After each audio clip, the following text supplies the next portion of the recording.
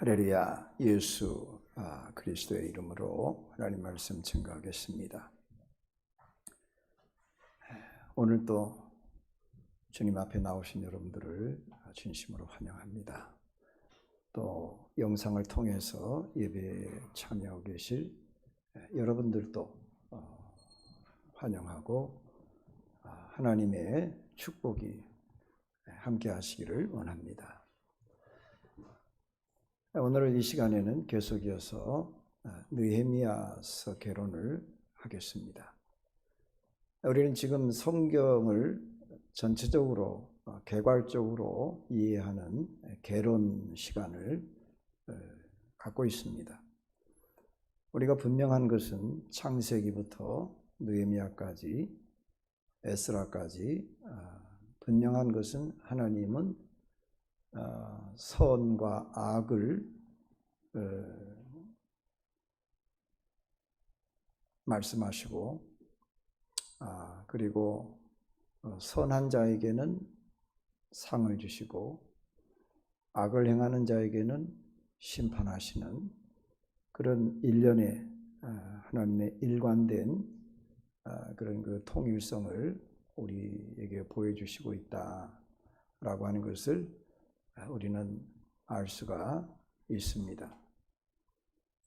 그래서 우리가 이 개론을 배우는 목적은 단순히 어떤 역사적인 배경이나 어떤 지식을 요하는 것이 아니라 궁극적으로 하나님의 뜻을 깨닫는 거죠.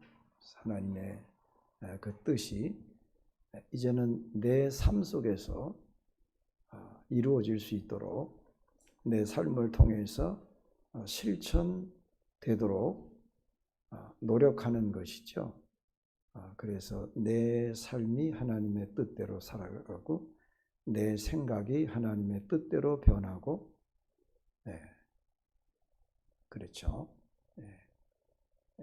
그것을 위해서 우리가 개론 공부를 하고 있습니다. 저번 시간에는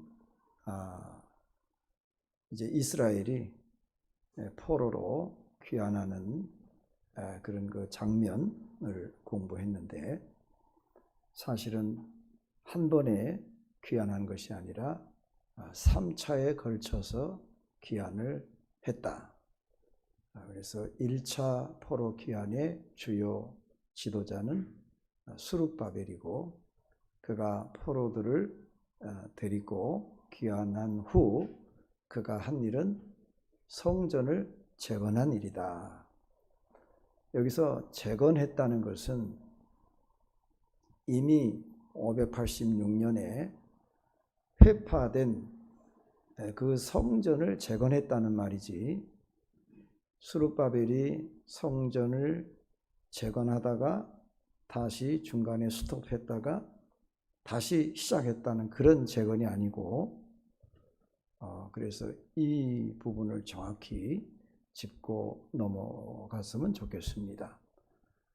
그래서 물론 스룹바벨이 중간에 사마리아인들의 그런 그 회방으로 인해서 잠시 중단을 했지만 그러나 성전을 끝까지 완공한 그분은 에스라가 아니라 스룹바벨이다. 그래서 성전 재건에 대한 문제는 스룹바벨. 그 다음에 이제 2차 포로 귀환의 그 지도자가 에스라 선지자죠. 그는 학사였고 제사장이었고요. 또 선지자였죠. 그래서 이 에스라가 포로들을 이끌고 와서 한 주요한 일은 신앙개혁운동이죠. 신앙개혁운동. 어떻게 보면 그러니까 어떤 외적인 정비를 스룹바벨이 했다면 에스라는 내적인 문제를 다시 개혁했고요. 오늘 여러분들과 나눌 이 느헤미야는 3차 포로 귀환을 이끈 유태인의 지도자로서 그는 파사 나라의 하나의 그 고관 관리로서 일을 하다가 이스라엘이 여전히 그 남은 백성들이 이방인들에게 회방을 당하고 참 업신여김을 당하고 있다라고 하는 그 말에 너무 분개해서 자기의 관직을 잠시 내려놓고 아닥사스다 왕의 허가를 받아서 고국으로 돌아오죠. 돌아와서 그가 한 일이 무엇인가에 대해서 공부를 하고자 하는 것입니다. 그래서 결론적으로 말씀을 드리면 이 느헤미야는 역시 성벽을 재건했죠. 그리고 신앙개혁을 다시 한번 단행을 하는데, 이 신앙개혁은 이미 에스라 선지 때부터 이루어져 온 것이었죠. 그런 상황 하에서 이제 성벽 중건을 마치고 잠시 자기의 임무가 끝났으므로 파사로 돌아가서 1년 후에 다시 돌아와 보니 다시 백성들이 타락하고 이방화 되어 가고 있는 그 모습을 보고 신앙 개혁 운동을 일으키게 되는 것입니다. 그래서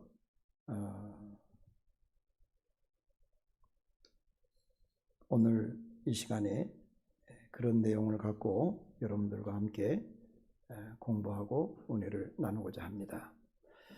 자, 그러면 오늘 또 변함없이 교재를 함께 읽어 나가도록 하죠.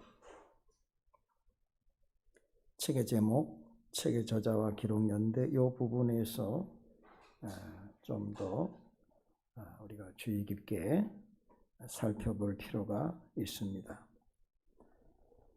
자, 책의 저자와 기록 연대에 대한 부분 같이 보시겠습니다. 시작. 혹자는 본래 에스라서와 느헤미야서가 한 권의 책이었음을 근거로 느헤미야서의 저자도 에스라라고 보기도 한다. 그러나 본서에 나오는 에스라서와 한 권의 책 안에서 보여주고 있는 유사한 점은 단지 비슷한 시대에 공통의 경험을 가졌던 저자들의 기록이기 때문에 해석되며, 오히려 비단 유사성뿐 아니라 독자적인 내용들이 많이 포함되어 있다는 점에서 양자가 서로 다른 저작자가 저작했음을 인정하는 것이 더 자연스럽다. 한편 본서에 나오는 1인칭 화법은 에스라서에서 보여주었던 1인칭 화법과 유사한데, 이런 관점에서 본서의 저자가 느헤미야라고 하는 사실을 강력히 뒷받침한다. 계속 뿐만 아니라 본서에 나오는 생동감 있는 표현이나 자세한 통계는 본서의 사건을 직접 경험한 사람이 아니고는 이렇게 쓰기가 어려울 것이라는 점에서 본서의 직접 당사자였던 느헤미야가 본서의 저작자임을 입증한다고 하겠다. 이는 느헤미야가 성벽 재건과 개혁운동을 마무리한 뒤 과거를 회상하고 당시의 명단들과 자료들을 참고하여 기록하였음에 확실하다. 한편 저작 연대에 대하여 많은 비평가들은 12장 11절 22절에 나오는 얏두아를 알렉산더 시절의 유대의 대제사장이었던 얏두아와 동일한 인물로 보고 본서의 기록 연대를 기원전 300년대로 잡기도 하였다. 그러나 본서의 저자가 느헤미야라는 점에서 본서는 얏두아가 아직 젊었을 때인 느헤미야의 말년에 기록된 것이 아닌가, 이렇게 추정을 합니다. 세 번째, 신학적인 지필 동기와 배경 가치. 시작. 본서는 3차 포로 귀환이 끝나고 예루살렘을 중심으로 한 유대 땅에 재정착을 마친 상태에서 3차 포로 귀환 때부터의 역사를 에스라에 이어 기술하여 후대의 신앙생활의 간증과 지침이 되고자 기록한 것이다.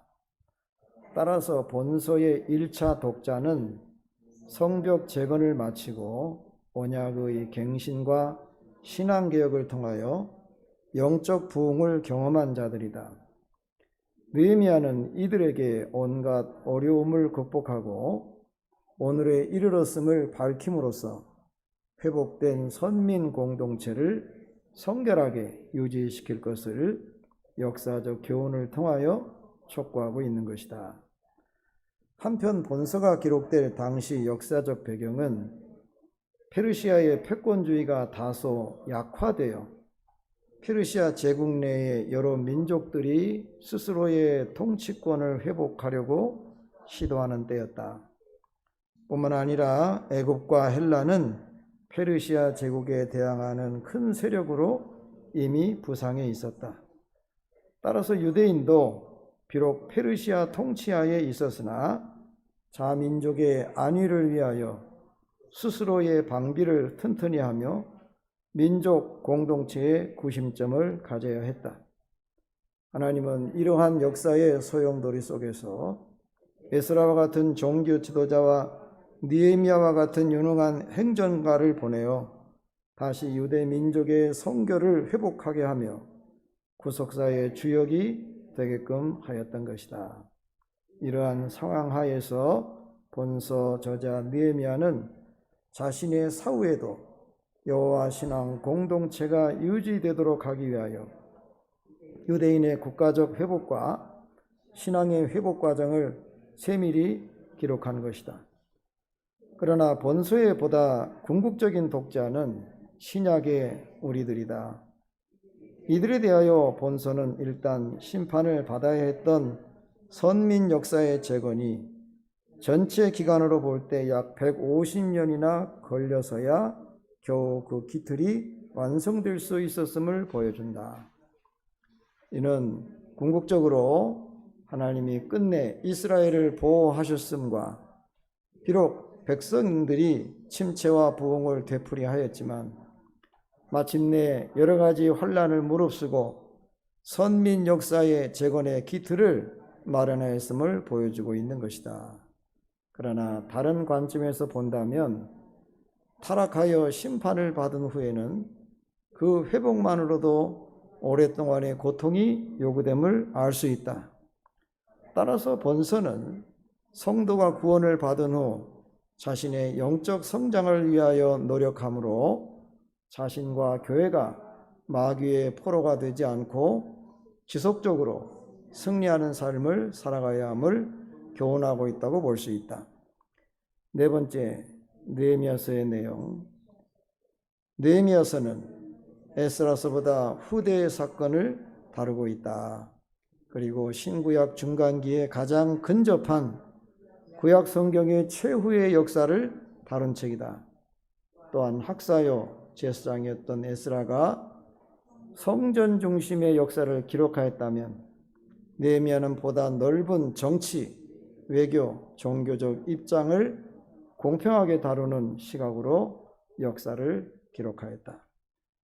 기원전 537년 스룹바벨을 통한 1차 포로 귀환과 기원전 458년 에스라를 통한 2차 포로 귀환이 기록된 에스라서에 이어 본서는 기원전 444년 느헤미야를 중심으로 한 3차 포로 귀환과 그 후에 진행될 성벽 재건과 개혁운동의 과정을 다루고 있다.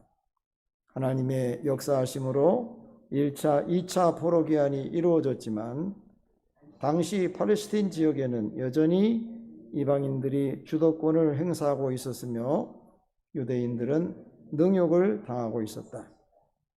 따라서 하나님께서는 유대인들로 하여금 과거의 아브라함과 이삭과 야곱과 다윗을 통하여 주신 언약을 따라 가나안 땅을 회복시키시며 더 나아가 다윗 언약 속에서 분명하게 명시된 바 메시아가 오시기까지 신정국가 재건을 통하여 선민 이스라엘의 역사를 지속시킬 필요가 있었으며 이를 위하여 느헤미야의 귀환을 허락하신 것으로 보아야 한다.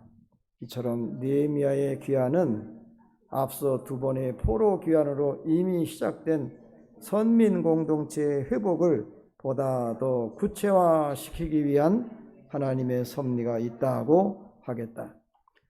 한편 전 3차에 걸쳐 이루어진 귀환의 의의는 다음과 같이 요약할 수 있다. 즉 1차 귀환은 유대인으로 하여금 하나님의 임재를 상징하는 성전을 다시 갖게 하는 결과를 낳음으로써 이스라엘이 구속사의 주역으로서의 회복의 동력을 얻었다고 볼 수 있다.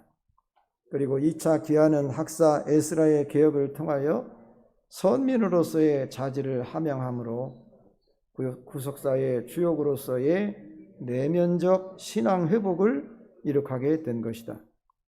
마지막으로 3차 귀환은 성벽 재건과 부흥운동을 통하여 외부로부터의 공격을 막으며 선민으로서의 성결함을 유지케 함으로써 1차, 2차 포로 귀환의 의미를 보다 확고히 현실화시키고자 한 것이다. 이처럼 3차 귀환이 없었다면 이미 이루어진 1차, 2차 귀환의 성과도 결실을 맺지 못했을 것이다. 즉 하나님은 보다 더 확실한 선민 공동체를 이루가시고자 느헤미야를 팔레스타인으로 보내시어 성벽 재건 사업은 물론 신앙개혁 운동을 주관하게 하신 것이다. 이런 본서는 그 내용상 2부로 나눌 수 있는데 그 전반부인 1장에서 7장은 느헤미야의 귀환과 성벽의 재건 작업을, 그리고 후반부인 8장에서 13장은 언약 갱신을 통한 이스라엘 백성들의 개혁과 영적인 부흥을 다루고 있다. 제1부 예루살렘 성벽 재건 시작. 느헤미야의 포로 귀환 동기는 분명하다. 그는 모국의 백성들이 이방인에 의하여 능욕당하고 있으며 예루살렘 성벽 재건을 통한 신정국가 재건 사업이 좌절되고 예루살렘 성이 회파되고 성문이 불타버렸다는 소식을 듣고 비록 자신이 페르시아의 관리이긴 하지만 그 역시 하나님의 백성으로서 고국의 현실을 외면할 수 없었다.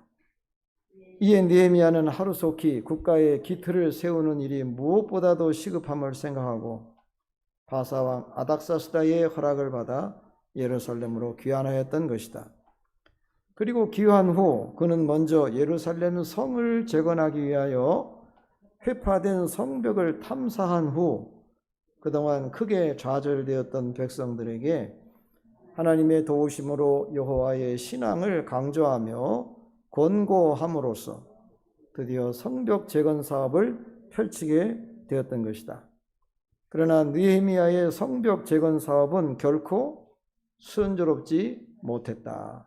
그 이유는 외적인 면에서의 이스라엘의 흥왕을 시기하는 당시의 이방인들의 방해와 내적인 면에서의 백성들의 두려움이나 의기소침, 그리고 당시 백성들의 빈부격차로 인한 생활고와 같은 사회적 갈등의 문제로 어려움을 겪고 있었던 시기였다는 점을 들 수 있겠다.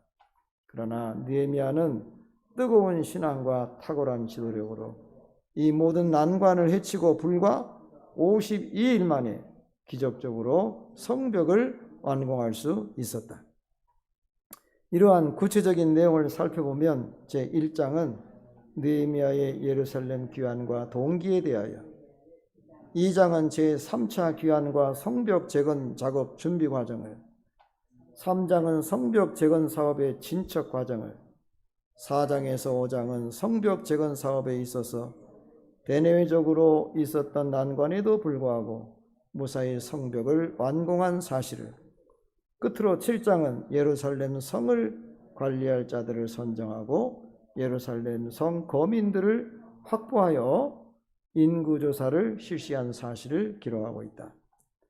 이처럼 본서 제1부는 성벽 재건 사업에 있어서 대적들의 공격에 대처할 뿐 아니라 성벽을 재건함으로써 신정 국가 이스라엘을 견고히 세워나갈 외형적 기틀을 마련하였음을 밝히고 있다. 제2부 1부의 내용은 선민 공동체 유지를 위한 외형적 기틀을 정리한 것이라고 본다면, 제2부의 내용은 실제적으로 그들이 선민의 자질을 갖추어 나가는 과정을 다룬다고 볼 수 있다. 당시 이스라엘은 외부적으로 이방 세력이 많이 시달려 왔으며, 동시에 이방인들과 함께 생활함으로써 내부적인 많은 문제들을 동시에 안고 있었다. 가장 심각한 문제는 선민들이 급속도로 이방인화 되어가고 있었다는 점이다. 그러므로 다시 이들을 언약의 백성으로 삼기 위해서는 그들을 철저히 하나님의 말씀으로 교육시켜 선민의식을 새롭게 할 필요가 있었다. 따라서 제1부에서는 신정국가의 외형적 기틀을 다지기 위한 탁월한 행정적 자질을 갖춘 느헤미야가 하나님의 도구로 사용된 반면, 제2부에서는 신정국가 백성의 내적인 자질을 키워갈 종교 지도자로서의 에스라를 등장시킨다. 그 가운데 제8장은 에스라의 율법 해석과 백성들이 실제 생활에 이를 적용하기 위하여 초막절을 지키도록 하였다는 점이다. 이는 실제 생활에 율법을 적용한 사례다. 그리고 9장에서 10장까지는 에스라에 의한 언약 갱신을 기술하고 있는데, 먼저 에스라는 언약 갱신을 위하여 이스라엘로 하여금 영적인 준비를 하도록 촉구하였고, 선조들을 통한 과거 언약을 회고하고 새롭게 주어질 언약에 대하여 당시 지도자들이 인을 치는 일을, 그리고 언약에 순종할 것을 맹세하는 소위 언약의 인친자들의 명단을 기록하고 있다. 제11장은 느헤미야가 종교와 행정의 중심지였던 예루살렘을 중심으로 백성들의 무리를 어떻게 분산 배치하여 거주하게 할 것인가를 다루고 있다. 먼저 예루살렘에 거주하게 된 자들의 명단과 예루살렘의 외곽지대에 거주하게 된 자들의 명단을 기록하고 있다. 참고로 예루살렘 성은 그 둘레만으로도 약 6km가 넘는다. 따라서 소수의 인구만으로는 성읍을 방비할 수 없고, 느헤미야는 바벨론에 의하여 예루살렘이 회파된 것을 상기하여 또다시 외부의 침입이 발생할지라도 능히 방비할 수 있는 인원이 필요했던 것이다. 그래서 과거의 전철을 밟지 않기 위해서 느헤미야는 예루살렘 성 안에 거주하는 자의 인원을 늘리고 나머지 외곽에 적절히 분산 배치하는 일을 하였던 것이다. 이러한 이유로 느헤미야는 먼저 1차 정착민 7장에 이어 2차로 이주민을 모집하여 예루살렘 성에 정착을 시킨 것으로 보인다. 이런 사실은 예루살렘 성내에 들어와 살게 된 사람들의 명단에서 뒷받침된다. 즉, 이 명단을 7장에서의 명단과 비교해 보면 보다 많은 주민들이 성내로 들어온 것을 알 수가 있다. 12장은 제사장과 레위인의 가계를 조사함으로써 종교 제도를 정비함과 아울러 성벽 봉헌식을 거행함이 기록되어 있다. 느헤미야는 이미 6장에서 성벽 준공을 하였지만 7장에서 11장에 이르기까지 필요한 언약의 갱신과 백성들의 율법 준수에 대한 맹세와 적절한 인구의 배치 등을 마친 후 성벽 봉헌을 하고 있는 것이다. 그리고 13장은 느헤미야의 신앙개혁 운동을 기록하고 있는데, 먼저 그는 성전을 정화하는 작업을 통하여 유대인을 이방으로부터 분리하고 레위인들의 분깃에 대한 올바른 시정을 통하여 레위인들의 본연의 임무를 다할 수 있도록 하였고, 안식일을 준수하게 하고 이방인과의 통혼을 금지하는 명령을 내리게 된다. 그러면 그의 개혁의 결과는 어떠했을까? 느헤미야는 단지 하나님께 이스라엘을 기억하고 그들에게 복을 주시옵소서라고 기도하고 있다. 5번 느헤미야의 주제 첫째, 자기 부인의 자세. 시작. 느헤미야는 대제국의 고관이라는 안락한 지위를 버리고 동족의 고통에 동참하여 정치적 신앙적인 부흥을 도왔다. 이처럼 성도는 자신의 사명을 깨닫고 자기를 부인하고 과감히 행동으로 옮기는 결단력과 희생을 바탕으로 한 헌신이 요청된다고 하겠다. 두 번째, 세상의 주관자 되시는 하나님. 이 세상의 주관자이신 하나님은 당신을 전혀 알지 못하는 이방 왕의 마음을 움직이셔서 하나님의 뜻을 이루게 하셨다. 이로 볼 때 우리가 믿는 하나님은 모든 인류의 아버지시요 만유의 주제시고 세상의 주관자가 되신다. 이는 모두가 자신의 인류를 향한 구속의 역사를 이루시고자 하시는 한 방편인 것이다.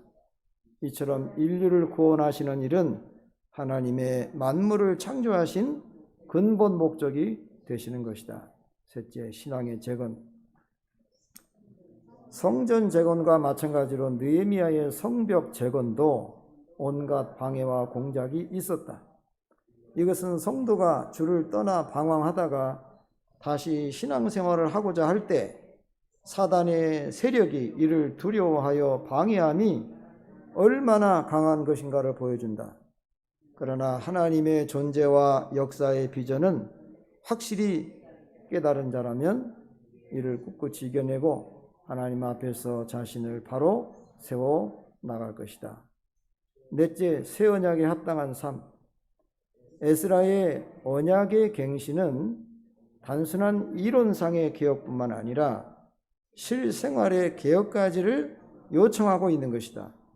따라서 새로운 언약 하에서 살아가는 성도들은 삶의 모든 영역에서 항상 하나님의 뜻에 합당한 삶을 살아가야 한다. 여기서 이제 갱신이라는 갱신이라는 말은 다시 새롭게 한다.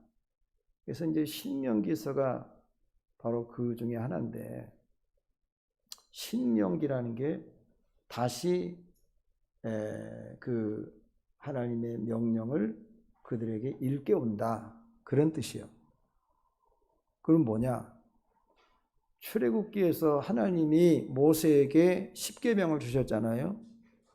그래서 40년 동안 이스라엘이 하나님의 계명을 따라서 살았단 말이에요. 그런데 세월이 지나고 보니까 말씀이 새로워지질 않아. 우리가 목사님이 처음 부임해가지고 말씀을 선포할 때는 새롭잖아요. 모든 게 은혜롭고 새로워. 근데 1년이 지나고 2년이 지나고 3년이 지나고 이제 가실 때가 되면 그 말씀 갖고 영 은혜가 안 되는 거야. 맨 그 말씀 하시니까. 그래서 뭐 그런 의미도 되겠죠. 그래서 목자님들이 순회하는 그런 이유도 있겠지만, 본질적으로 이런 사이클이 계속 지속되잖아요. 어떤 목자님이 오더라도 계속 시간 되면 그 말씀 갖고. 자, 그럼 문제는 어디 있을까? 목자님들에게 문제가 있는 것이 아니라 말씀을 듣는 우리가 그 말씀이 껑신이 안 됐다는 거예요. 껑신. 계속 새롭게 그 말씀이 나에게 받아들여지고 나에게 느껴지고 내가 은혜를 받도록 그 말씀이 내 속에서 역사를 시켜야 되는데, 이 말씀이 세월이 지나면서 형식화된 말씀으로 들리더라는 거예요. 그것이 40년 동안 이스라엘이 광야에서 받은 하나님의 율법에 대한 신앙의 퇴보예요. 그런데 모세가 이제 죽음이 임박해서 모압 평지에 2세대, 3세대 이 광야에서 태어난 홍해 사건을 알지도 못하는 세대들을 모아놓고 너희 과거에 하나님께서 너희 조상들을 어떻게 인도하셨고 어떻게 홍해를 가르셨으며 어떻게 만나와 메추라기를 내셨고 어떻게 바위를 쳐 물을 내서 먹게 하셨는지를 상기시킴으로 또는 원망함으로 몇 명이 죽었고 음행함으로 하나님께서 어떻게 그들을 심판하셨는지에 대한 그런 부분도 언급하심으로 하나님의 선과 악에 대한 상급과 심판을 적절하게 그들에게 다시 강조함으로 그들이 가나안에 들어가서 지켜야 할 이 율법에 대한 의미를 새롭게 전했다. 그것이 껑신, 그것이 갱신이에요. 그런데 가나안에 들어와서 얼마 되지 않아 그냥 350년간을 깜깜한 무지 속에 살게 됐으니 참 이 유태인들도 형편없어요. 내가 볼 때. 우리는 그런 자들을 절대 본받지 않습니다. 여러분들의 신앙은 날로 새로워지고 날로 은혜를 받는 신앙생활인 줄로 믿습니다.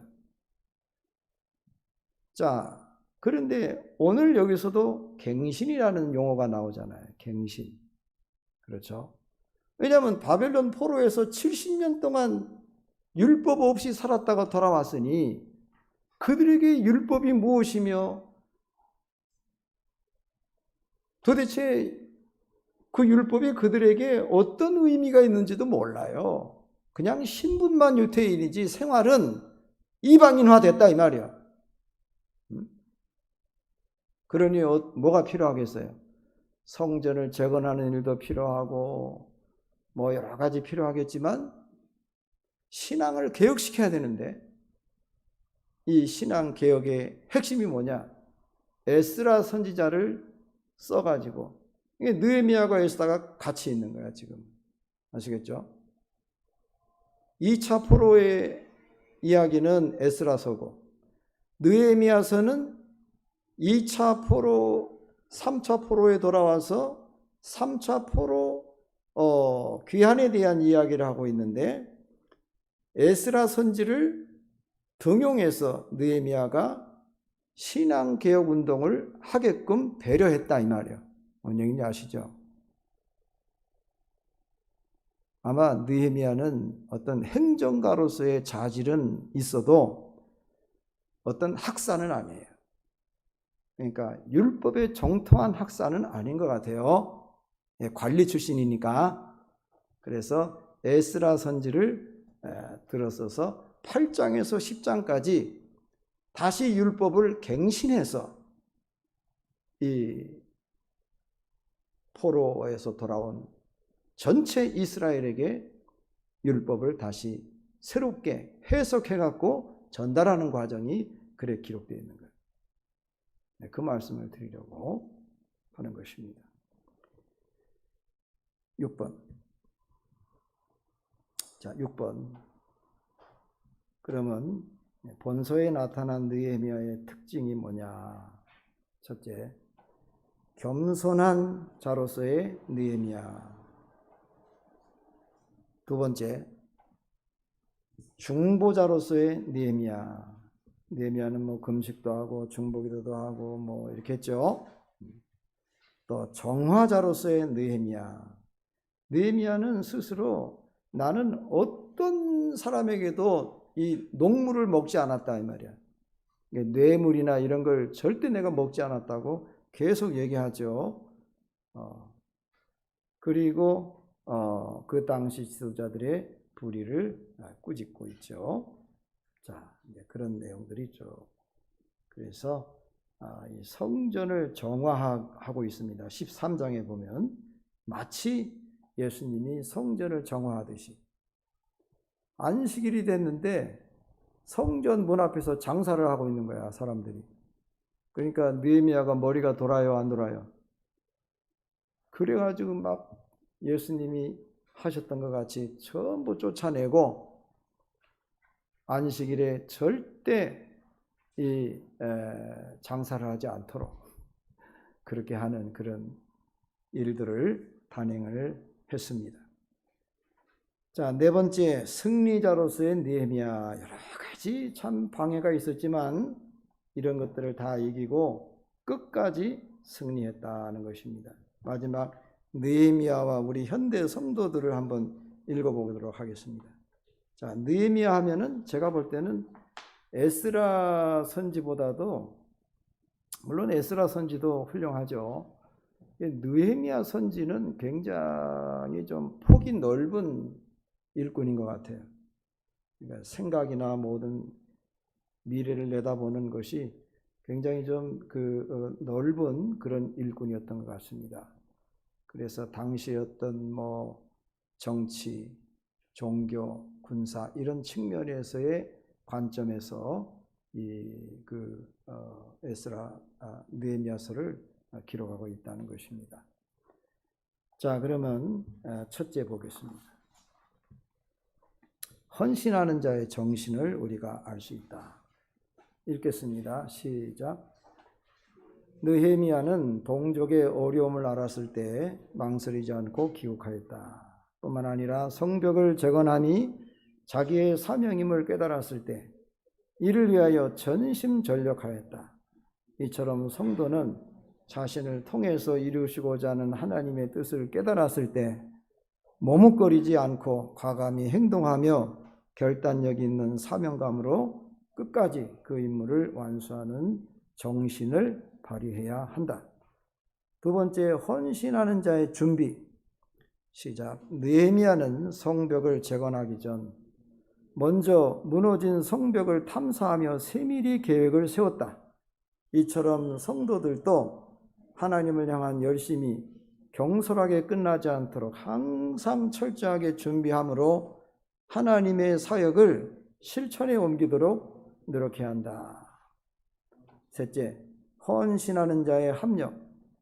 느헤미야는 성벽 재건을 위하여 백성들의 동의를 구했고 많은 사람들의 협력을 받아 그들을 사역에 동원시켰다. 이처럼 주의 일은 혼자의 힘으로 하는 것이 아니다. 할 수 있는 한 많은 동역자들의 도움을 얻을 때 하나님의 일을 보다 효과적으로 성취시킬 수 있다. 헌신하는 자의 고난. 성벽 재건 사업 중 느헤미야는 대외적으로와 대내적으로 반대의 위협을 경험했다. 이처럼 하나님의 일을 할지라도 많은 반대와 어려움을 겪을 수 있다는 것이다. 그러나 느헤미야처럼 좌절하지 않고 기도하면서 성실히 행한다면 모든 어려움을 극복할 수 있다. 다섯 번째, 헌신하는 자의 영적 분별력. 느헤미야에게 주어진 시험 중에 하나는 대적들에 보이지 않는 은밀한 계교였다. 그들은 이런 계교를 통해서 느헤미야를 파멸시키려고 하였다.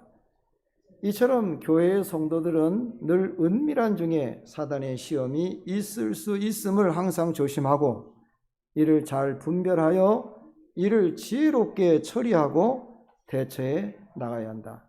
여섯 번째, 헌신하는 자 사역의 본질. 성벽 재건은 끝났으나 느헤미야는 당장 낙성식을 거행하지 않고 율법 낭송을 통한 언약 갱신을 먼저 하였다. 그리고 그들은 언약 갱신 앞에서 죄를 회개하였다. 이처럼 하나님의 사역자들은 하나님의 일을 함에 있어서 외적인 결과도 중요하겠지만 무엇보다도 말씀을 통해서 하나님의 관계를 올바로 정립하는 일을 항상 우선시 해야 한다. 일곱 번째, 헌신하는 자의 갱신.